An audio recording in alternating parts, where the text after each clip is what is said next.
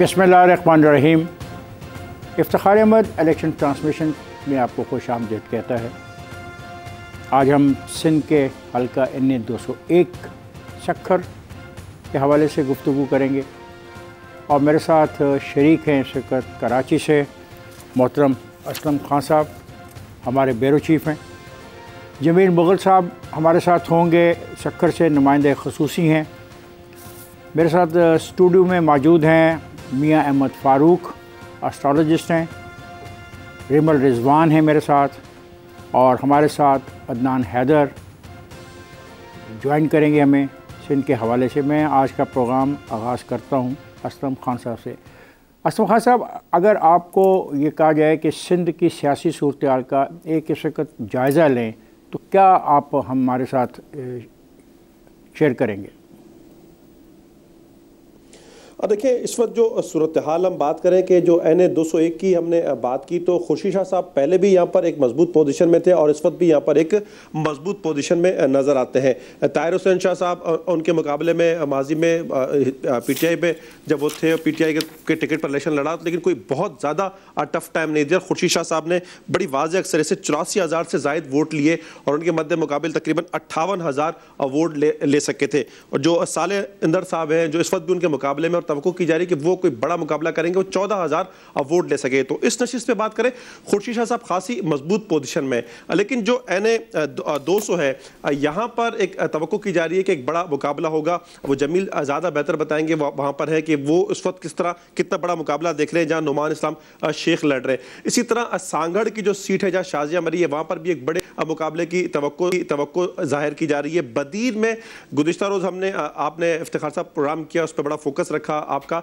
तो यहाँ पर भी पीपल्स पार्टी की पोजीशन अब बेहतर नजर आ रही है, लेकिन फहमीदा मिर्जा भी एक बहुत मुश्किल उम्मीदवार साबित हो सकती हैं उनके लिए, पीपल्स पार्टी के लिए भी, और जो कैंडिडेट्स हैं उनको बड़ा मुकाबला करना पड़ेगा। इसके साथ साथ नवाब शाह की हम बात करें, पीपल्स पार्टी की कुछ पोजीशन यहाँ पर अच्छी नज़र आ रही है। इसके साथ साथ अगर हम बात करें उमरकोट की बात करें, इसके अलावा जो सिंध के जो दीगर अजला है, तो बज़ाहिर ऐसा लगता है कि जो पीपल्स पार्टी है उसकी पोजीशन कुछ बेहतर है। कराची में अगर हम बात करें, जो सीटें कराची की हमने वहाँ पर ही प्रोग्राम में बात की थी, 4 से 5 सीटें ऐसी हैं जहाँ पर पीपल्स पार्टी बहुत ज़्यादा कंफर्टेबल और मजबूत नज़र आती है, लेकिन जो दीगर जमातें वो भी बड़ी भरपूर मेहनत कर रही हैं। तो जो NA 201 है खुर्शीद शाह साहब वाला, तो यहाँ पर भी हम देखेंगे किस तरह का मुकाबला होता है। लेकिन एक चीज़ साथ साथ आपने बात की कि मुकाबला तो हम देख रहे हैं कि होगा, लेकिन चीज़ इफ्तिखार साहब ये है कि मसाइल हल नहीं हुए यहाँ पे। चाहे यहाँ पर स्कूलों की बात करें, इस सक्खर ज़िले में 650 स्कूल बंद हैं। सेहत में NICVD की बात की जाती है, यकीनी तौर पर काम हुआ, लेकिन जो दीगर सेहत की सहूलियात होनी चाहिए अब वो नहीं है। तो लोग एक मसाइल का शिकार यहाँ पर बहुत ज़्यादा है। हर ज़िले में सिंध की हम बात करें कि जो नहरी पानी है वो फसलों तक नहीं पहुँच रहा, पीने का साफ पानी नहीं पहुँच रहा। मुख्तलिफ अजला में सिंध के हम देख रहे हैं कि ड्रेनेज का इशू, जो निकासी है आपका जो निज़ाम है, वो बड़ा एक है, और लोग इस बार सवाल करेंगे, जो उम्मीदवार जा रहे हैं और सवाल कर रहे हैं। मेरे साथ मेरे साथ एक उम्मीदवार आ गए हैं, मोहम्मद साले साहब मेरे साथ मौजूद हैं, जमीयत उलमा इस्लाम के। अब आप मेरी आवाज़ सुन सकते हैं? आप मसाइल की बात हो रही है, आप क्या समझते हैं कि आपको, अगर मैं ये सवाल करूं कि आपके इलाके में सबसे बड़े 4 मसले अहम कौन से हैं, तो आप क्या बताएंगे? सबसे पहले तो मैं मशकूर हूँ आपका और समा का, मैं शुक्रगुजार हूँ कि NA 201 के बुनियादी मसाइल पर सबसे पहले अर्ज़ ये करना चाहता हूँ कि सिंध भर की तरह सक्खर के भी हालात जो है पिछले 15 साल की हुकूमत से बहुत ज़्यादा मुतासर है। हमारा जो हल्का NA 201 साले साहब अगर आपको मेरी आवाज़ आ रही है तो आप किसी ऐसी जगह पे चले जाएं ताकि आपकी आवाज़ हमें वाज़ेह सुनाई दे। आपके करीब कोई ऐसी चीज़ इस्तेमाल की जा रही है जिससे आपकी आवाज़ हम तक सही तौर पे नहीं पहुंच पा रही। असलम साहब, ये बात मैं कर रहा था, मोहम्मद साले कल आ रही है, जहाँ वो खड़े हैं, जहाँ से वो बात कर रहे हैं, उनके करीब कोई ऐसी चीज़ इस्तेमाल हो रही है जो उनकी ट्रांसमिशन में रुकावट पैदा कर रही है। बात ये असलम साहब, आप ठीक कहते हैं कि इश्यूज़ हैं, लेकिन ये इश्यूज़ तो हम 70 साल से सुन रहे हैं, और आप भी सहाफ़त में इतने अरसे से हैं, मैं भी सहाफ़त में इतने अरसे से हूँ। मैं ये समझने से कासर हूँ कि क्यों नहीं जो 4-5 बड़े मसले होते हैं किसी भी कौमी हल्के के अंदर और सूबाई हल्के के अंदर, वो क्यों नहीं हल हो पाते? मैं समझता हूँ कि क्या इसके लिए मुकामी हुकूमतों का होना बहुत ज़रूरी नहीं हो गया कि मुकामी हुकूमतें आएँ, ज़्यादा लोग इलेक्ट हों और उनकी ज़िम्मेदारी ज़्यादा हो और हमें ज़िम्मेदारी निभाते वक्त उनको पता हो कि हमें ये इसके लिए जवाबदेही गली महल्ले में करनी होगी, क्योंकि MNA MPA तो नॉर्मली इलेक्ट होकर उनके हाथ में नहीं आते। इफ्तिखार साहब, बिल्कुल 100% दुरुस्त बात। मुकामी हुकूमतों का निज़ाम जितना मजबूत होगा, इख्तियारात जितने ज़्यादा दिए जाएंगे, ये गली मोहल्ले के जो काम है यकीन। असलम खान साहब मेरे साथ बात कर रहे थे हवाले से। जी असलम खान साहब, जारी रखिए अपनी बात को। मैंने कहा कि आपने जो दुरुस्त बात की ना कि ये जो MN है या MP है, इनका ये काम MNA का ये काम नहीं कि वो गली महल्ले की जो लाइनें हैं वो दुरुस्त करा दें।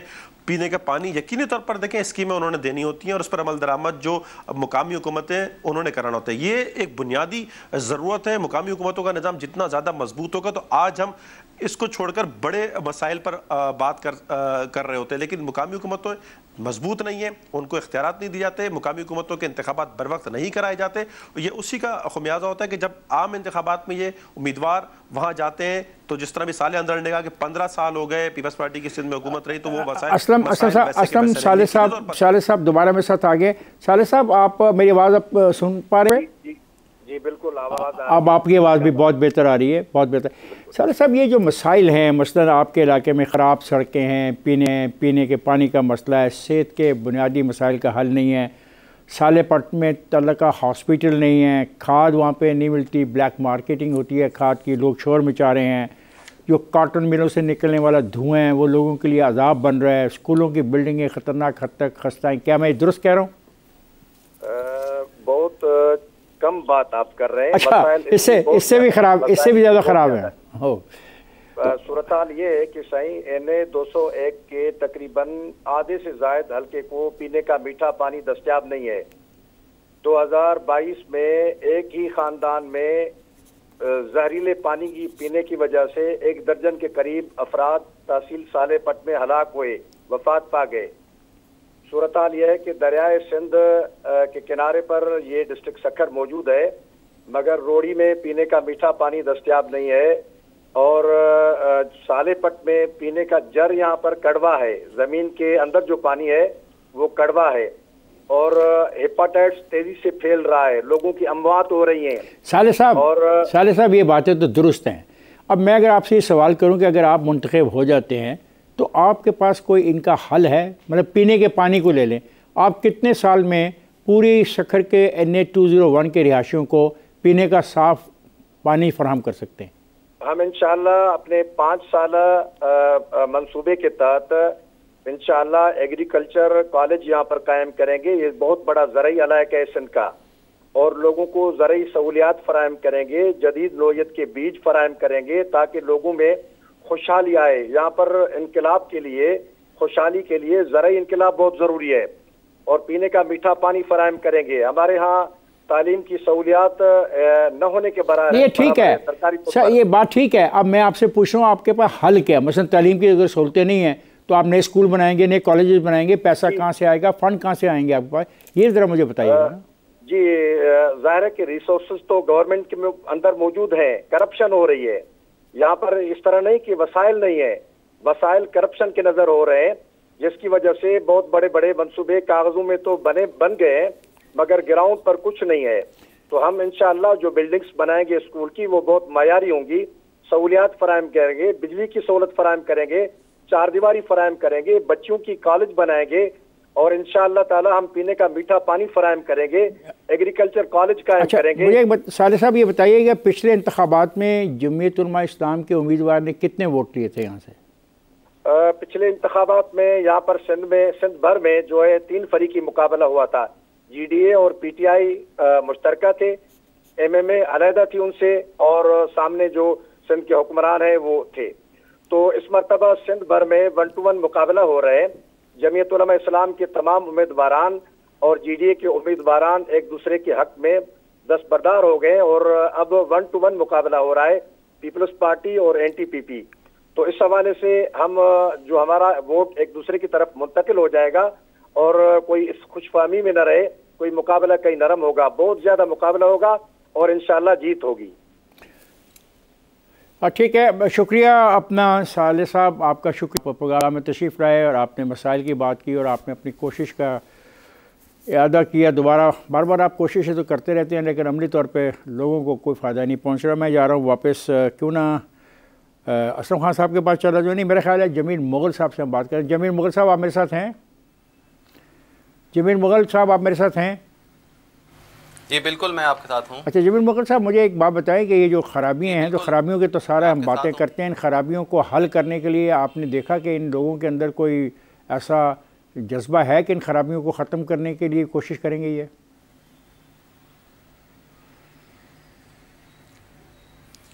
जी बिल्कुल, हर दफ़ा हर इलेक्शन में यही जज्बा लेकर आवाम के दरमियान आते हैं कि हम आवाम के मसाइल हल करेंगे।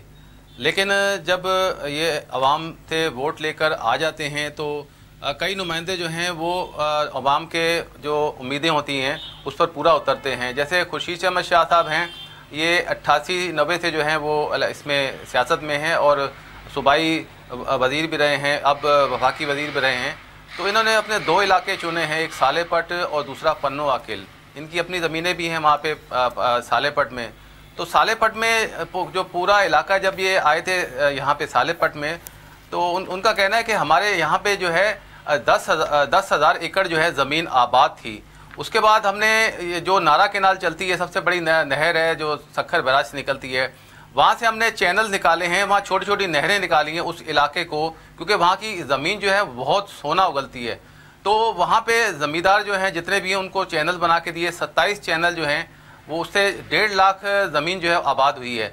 तो उस ज़मीन के बाद जब जो वहाँ के जो लोग हैं वहाँ पे खुशहाली आई और वहाँ पे ज़बरदस्त जो है वो कपास की क्रॉप्स होती है, तो वो लोग वहाँ पे खुश हुए हैं खुर्शीद अहमद शाह से। तो इसीलिए वहाँ से उनको जो है भारी अक्सरियत से वोट मिल जाते हैं। जमील, बात यह है कि क्या वो इलाका सिर्फ पन्नू आकल और सालेपट पर तो मुश्तमिल नहीं है? रोडी वहाँ पे है, सुल्तानपुर है और अपना इसका जनूबी इलाका है। ये सिर्फ जो तरक्की है वो एक हिस्से में क्यों हो, बाकी हिस्सों में क्यों ना हो?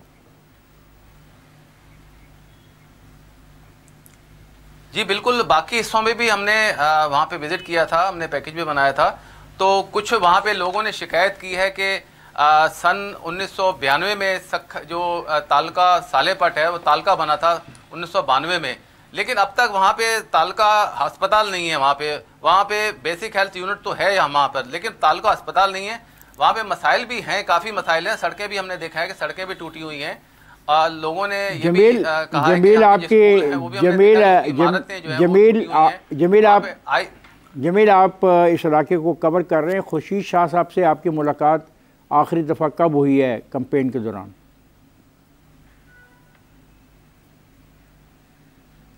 जी बिल्कुल, मेरी 2 दिन पहले भी खुर्शीद अहमद शाह से मुलाकात हुई है। आज भी वो मुख्तलिफ जलसों और कैंपेन में हैं। तो उनका यही था कि हम जब अब दोबारा आएंगे तो सक्खर में बर्न हॉस्पिटल नहीं है, सक्खर में बर्न हॉस्पिटल की ज़रूरत है, कैंसर हॉस्पिटल नहीं है, ट्रामा सेंटर यहाँ पर नहीं है। तो हॉस्पिटल तो बहुत सारे बनाए जाते हैं लेकिन उनकी हालत ज़ार कुछ इतनी अच्छी नहीं है। अब सिविल अस्पताल जो है वहाँ पे अब दवाएं भी नहीं मिलती हैं। वहाँ पे लोग जो जाते हैं उन्हें मायूसी का सामना करना पड़ता है। मुझे एक बात बताएं, MRI सक्खर में MRI खराब है। जमील मुझे एक बात बताओ, जमील मुझे बात बताओ कि आप इतने सारी बातों की निशानदेही कर रहे हो। साले साहब आए, उन्होंने भी इश्यूज़ की निशानदेही की।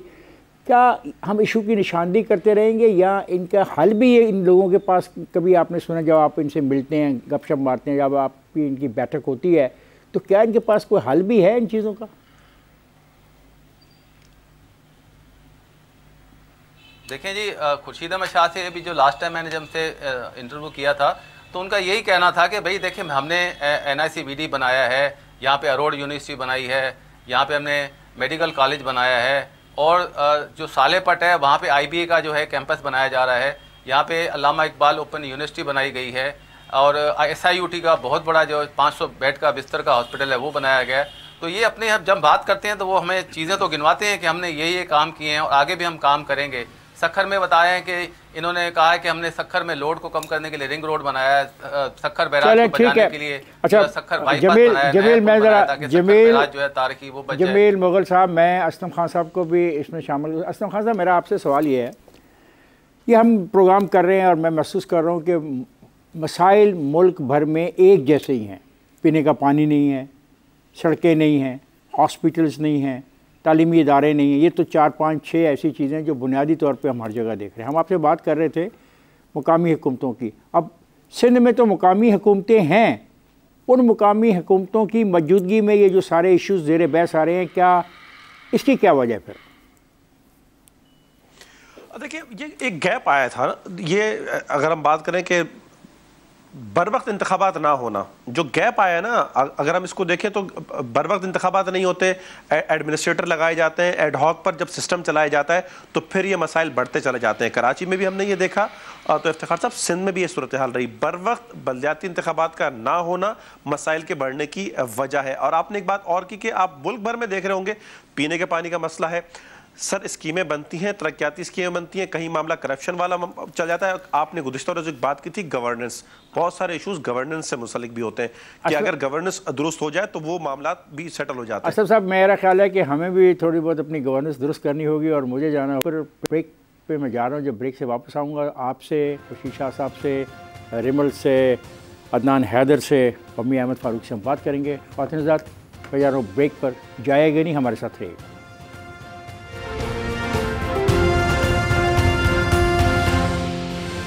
वेलकम बैक ख़वातीन हज़रात। हम बात कर रहे हैं NH 201 के हवाले से। सिंध की ये नशिस्त सखर, रोड़ी, पनवाकल, कैन, सुल्तानपुर, साले पट पर मुश्तमिल इलाका, और मेरे साथ है इसका स्टूडियो में रिमल रिजवान। हमें ये बताएंगी कि क्या डाटा क्या कहता है, ये जो फिगर्स होते हैं ये क्या कहते हैं। जी रिमल रिजवान, आपके पास क्या है आज के प्रोग्राम के लिए? सर, आज के अहम खबरों में साबिक वज़ीर आला पंजाब परवेज़ इलाही को सुप्रीम कोर्ट ने हल्का PP 32 गुजरात से इलेक्शन लड़ने की इजाज़त दे दी है। दूसरी जानिब सनम जावेद और शौकत बसरा को इंतखाबात लड़ने की इजाज़त मिल चुकी है। मज़ीद बात करें तो इस्तेकाम पाकिस्तान पार्टी के सदर अलीम खान का कहना है कि 8 फरवरी को नाअहल करप्ट टोले का यौम एहतसाब होगा। अडियाला जेल से PTI के 145 असीरान पोस्टल वोट डालेंगे।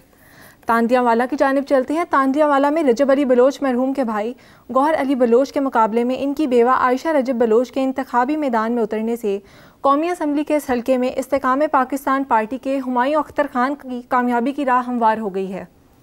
गुजरांवाला के पुराने सियासी भिंडर ख़ानदान के चौधरी मोहम्मद हुसैन भिंडर, इनके साहबजादे चौधरी अनवर अली भिंडर और इनके भतीजे क़याम पाकिस्तान से लेकर 2018 तक इंतखाबात में हिस्सा लेते रहे हैं, मगर इस बार के इंतखाबात में वो शामिल नहीं होंगे। बानिया PTI ने कहा कि सारा ड्रामा 8 फरवरी के लिए है। सियासी इत्तेहाद सिर्फ MWM और JUI शेरानी से किया जा सकता है। साबिक वज़ीर आज़म शाहिद खाकान अब्बासी का कहना है कि मुल्की तारीख के तनाज़ा तरीन इंतखाबात होने जा रहे हैं। मैं बहुत मुतमईन हूँ कि इस बार इंतशार से भरे हुए इंतखाबात का हिस्सा नहीं बनूँगा। सुप्रीम कोर्ट ने PTI को बल्ले का इंतखाबी निशान ना देने का तफसीली फ़ैसला जारी कर दिया, जिसमें कहा गया कि तहरीक इंसाफ ने इंट्रा पार्टी इंतखाबात में अपने ही मेंबरान को लाइल्म रखा। कानून के मुताबिक PTI को बल्ले का इंतखाबी निशान नहीं दिया जा सकता। सिंध की जानिब चलते हैं। वज़ीर आला सिंध का कहना है कि इंतखाबात को शफाफ बनाने के लिए कोशां हैं। 1,33,000 पुलिस, रेंजर्स और फ़ौज पर मुश्तमिल फ़ोर्स तैनात की जाएगी। और आज की आखिरी खबर यह है कि रावलपिंडी का तारीखी लियाकताबाद तवील तातुल के बाद रवां हफ्ते सियासी गहमा गहमी का मरकज़ बनेगा। सर, स्टैटिस्टिक्स की जानिब चलते हैं। आज सखर की ये दूसरी नशस्त है।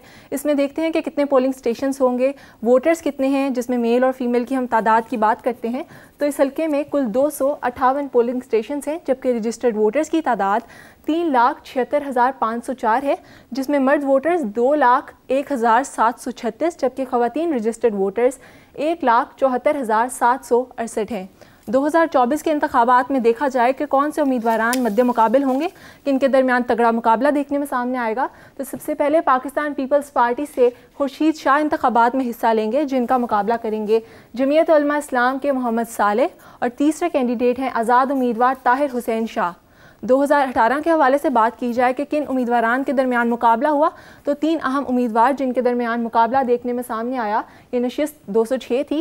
पीपल्स पार्टी के खुर्शीद शाह ने इंतखाबात में मुकाबला किया मुत्तहिदा मजलिस अमल के मोहम्मद सालिया का, और तीसरे कैंडिडेट थे पाकिस्तान तहरीक इंसाफ के ताहिर हुसैन शाह।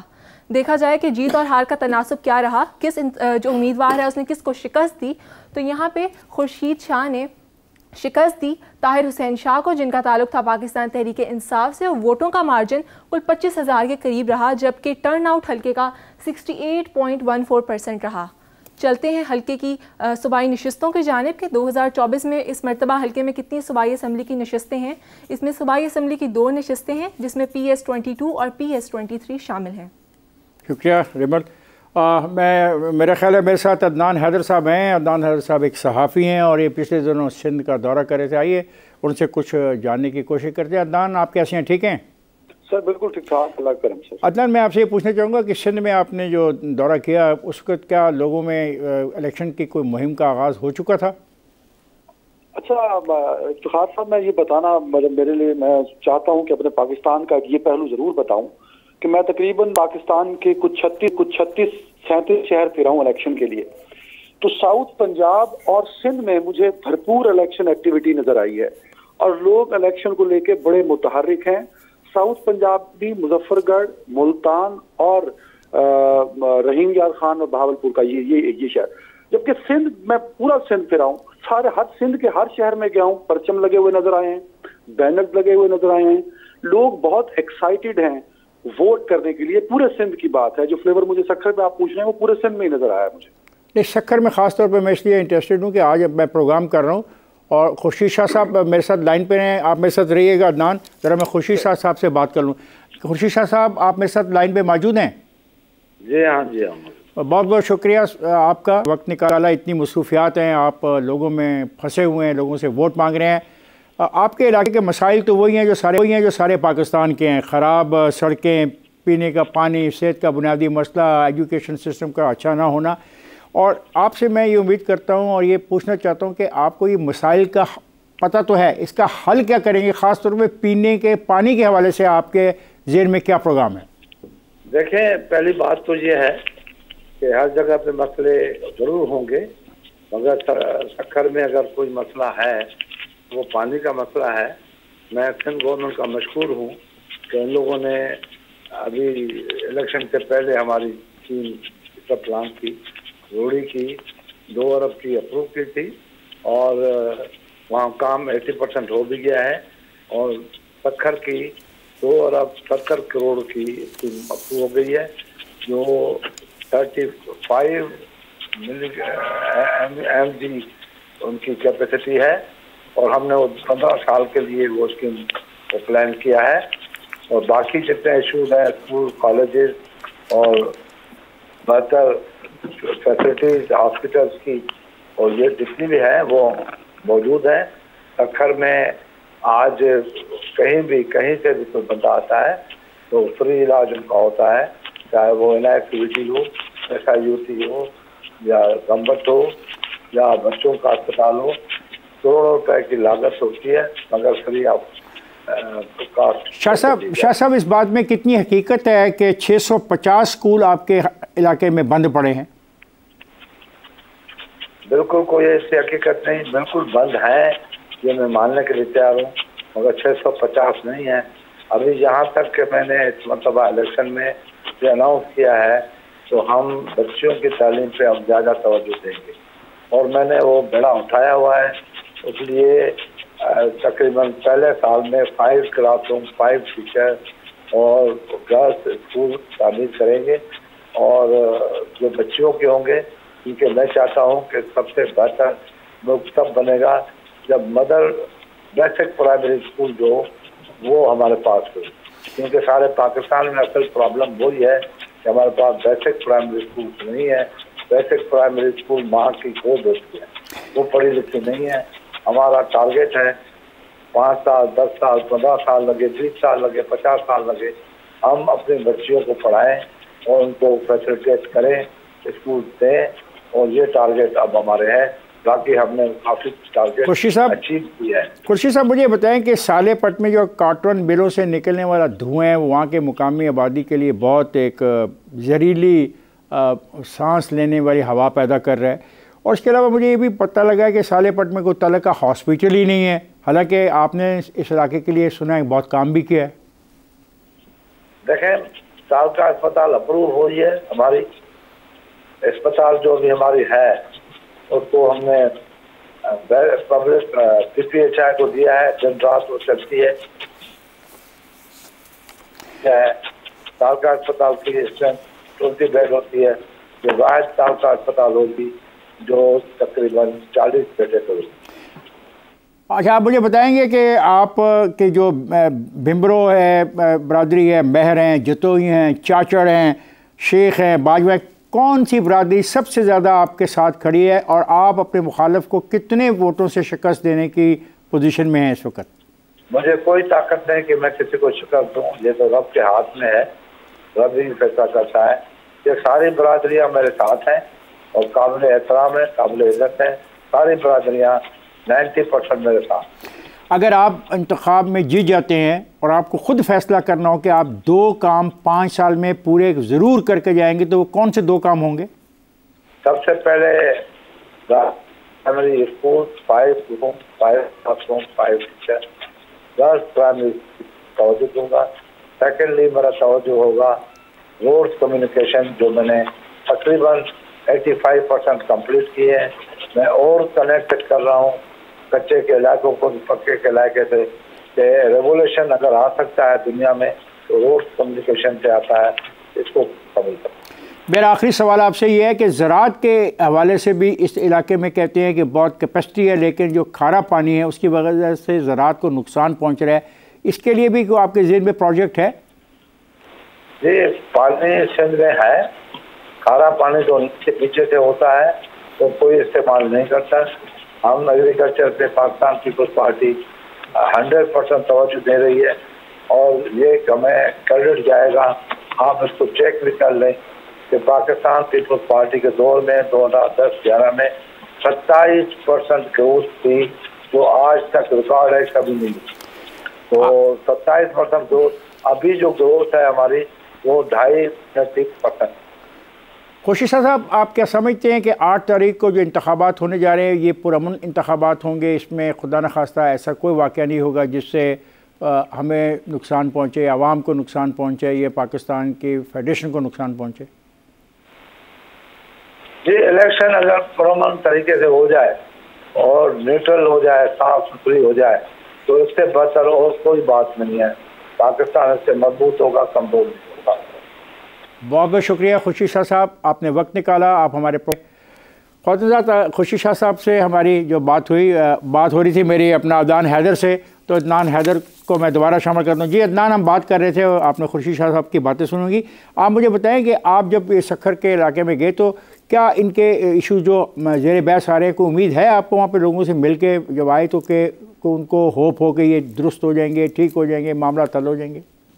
अच्छा सर, एक तो मैं भी कंफ्यूज था मैं वहाँ जाने से पहले कि मैं भी उसको सखर कहता था। जो खुर्शीद साहब का हल्का है वो सखर नहीं है, वो पन्नू आकिल आएगी। दिलचस्प सूरत हाल ये पन्नू आकिल की छौनी भी इसी इलाके में है। जी जी जी जी हाँ। जी अच्छा, अब दिलचस्प सूरत हाल इफ्तिखार सर ये है कि सखर में जितने तरक्याती काम कराए हैं वो खुर्शीद शाह साहब ने कराए हैं। ये जो मैंने वहाँ लोकल सहाफियों से बात की, लोगों से बात की और जो वहाँ एक पॉलिटिकल लोग हैं उनसे बात की, तो सखर के सारे काम, हालांकि वहाँ से नुमान इस्लाम शेख साहब इलेक्शन कर, तो सखर के सारे तरक्याती काम और पन्नू आकिल समेत दीगर एरियाज में जो भी तरक्याती काम होते हैं वो ये खुर्शीद शाह साहब कराते हैं। अच्छा, सखर सिंध का तीसरा बड़ा शहर है। सखर की जो इंटरनल पॉलिटिक्स है वो बड़ी अजीबो गरीब सी है। वहाँ 3 ग्रुप्स हैं, एक नासिर हुसैन शाह साहब का ग्रुप है और दूसरा नुमान इस्लाम शेख साहब और फिर खुर्शीद शाह साहब की आपस में एक सियासी जो है वो इख्तिलाफ जायज भी है, क्योंकि खुर्शीद शाह साहब ने सारी उम्र सखर को दे दिया और फिर जब सखर का हल्का बना तो वो खुर्शीद शाह साहब को ना दिया गया, उनसे ले लिया गया। शुक्रिया अदनान हैदर आपका, आप हमारे साथ थे। असल में पता है अदनान, आप भी तो प्रोग्राम करते हो कि टीवी पर प्रोग्राम में वक्त एक मसला होता है। आपका बहुत बहुत शुक्रिया। आपके जो इतना दौरा था उससे हमने भी फ़ायदा उठाया और सुनने वालों ने भी। जी, मैं आपसे कहता हूँ सर कि आप बैठे हुए हैं, आप सारी बातें सुन रहे हैं। मियां अहमद फ़ारूक साहब, आप क्या कहते हैं, आपके स्टार क्या कहते हैं, आप बताइएगा। बिस्मिल्लाहिर्रहमानिर्रहीम, बिस्मिल्लाहि मुजरिहा व मुरसाहा अन्ना रब्बिल गफूरिर रहीम। गैब का इल्म तो अल्लाह के पास है जी। आपके लोगों ने मुझे जो डाटा दिया है इन लोगों का, और उसके हिसाब से जो खुर्शीद शाह साहब हैं, इनका इस वक्त जायचा जो है सबसे ज़्यादा पावरफुल है। इनके अपने घर में जो इनका पावरफुल स्टार है जुपिटर, जो जिस वक्त पैदा हुए दोबारा इनके अपने घर में आया हुआ है, और इनको ये काफ़ी एज दे रहा है दूसरे लोगों पर। मोहम्मद साले साहब हैं जी, ये साले साहब जो हैं, इनका जो स्पेशली इनके जो 3-4 स्टार्स हैं, इनके 7th हाउस में हैं और रिपब्लिक के हाउस में हैं। इनको इंटरनल सपोर्ट होगी और दूसरी पार्टियों की भी सपोर्ट होगी और लोकल लोगों की भी सपोर्ट होगी, और ये काफ़ी टफ टाइम देंगे। और ये मुकाबला आपके नज़दीक सितारों के मुताबिक टफ होने वाला है। ये जो आप उसको बड़ा लोग नॉर्मल समझ रहे थे, इनको लोकल लोगों की बहुत सपोर्ट हासिल है। खास बात जो आप शेयर करना चाह रहे हैं उसमें सबसे ज़्यादा इनकी ये बात है कि आम जो लोकल लोग हैं, औरतों और यंग लोगों का जो वोट जो जाएगा वो मोहम्मद साले साहब के तरफ जाएगा। मोहम्मद साले JUI की ये बड़ी पॉजिटिव बात होगी। नौजवान इनको एग्जैक्टली लोकल नौजवान और यंग लोग इनको वोट देंगे, और स्पेशली औरतों का वोट। मेरा आखिरी सवाल ये है कि पुरसकून होंगे? नहीं, आई डोंट थिंक सो जी। नहीं, आप स्टार क्या? ये स्टार जो मेरे कहते हैं जी, वो कहते हैं कि थोड़ा सा इस पे हैसल बैसल होगा जी, थोड़ा सा मामला जो हैं ऊपर नीचे होंगे। क्या आपकी बात देखें, सियासत में सियासतदान कुछ कह रहे हैं, आपके जो सितारे हैं। मैं असलम खान साहब मैं आपके पास आ रहा हूँ। असलम खान साहब, जी इफ्तिखार साहब। असलम खान साहब, मुझे अब इजाज़त है कि मैं आज के इस प्रोग्राम को ख़त्म करूं और आपसे इजाज़त लूं। आपने सारी हमेशा मेरा साथ दिया, ख़ास तौर पे इस ट्रांसमिशन में जब हम सिंध पे प्रोग्राम कर रहे थे। आपकी और आपकी टीम वाकई हमारे साथ रही, और ख़ास तौर पे ये जो नौजवान सहाफ़ी हैं, मैं ज़रूर ये बात कहूँगा कि ये हमसे ज़्यादा बेहतर जान रहे हैं। अब देखें आप कितनी वाज़ेह तौर पे बातें हमारे दोस्त ने की।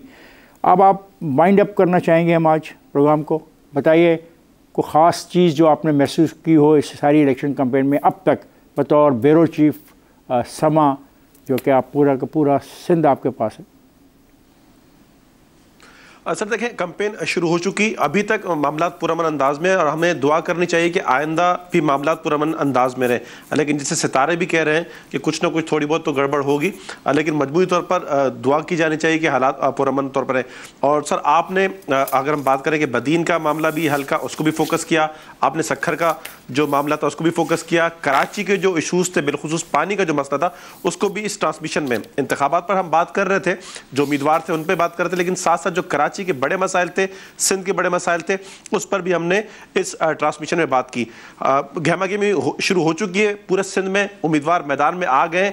8 फरवरी तो वो फैसला हो जाएगा, और इसमें हम समझते हैं कि जो हमने कोशिश की है कि अपने नाज़रीन तक अपने जो हक़ाइक़ है वो पहुँचाएँ। जो बड़े उम्मीदवार थे, इफ्तिखार साहब आप भी उनको स्क्रीन पर लाए, उनका जो मौक़िफ़ था वो भी बयान किया, जो ज़मीनी हक़ाइक़ थे वो भी हमने अपने नाज़रीन के सामने रख दिए।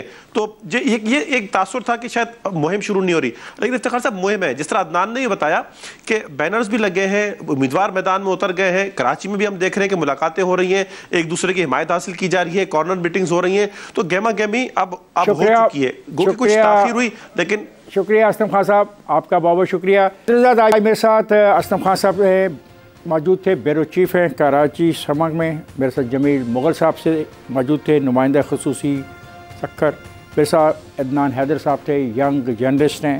मेरे साथ मियां अहमद फ़ारूक साहब थे, ये एस्ट्रोलॉजिस्ट हैं। रिमल रिजवान थी, हस्ब मामूल हमें डाटा दे रही थी, और खुर्शीद शाह साहब और मोहम्मद साले साहब मौजूद थे। आपने ये आज का प्रोग्राम देखा। मुझे अगले प्रोग्राम तक इजाज़त दीजिए, तब तक खुदा हाफ़िज़।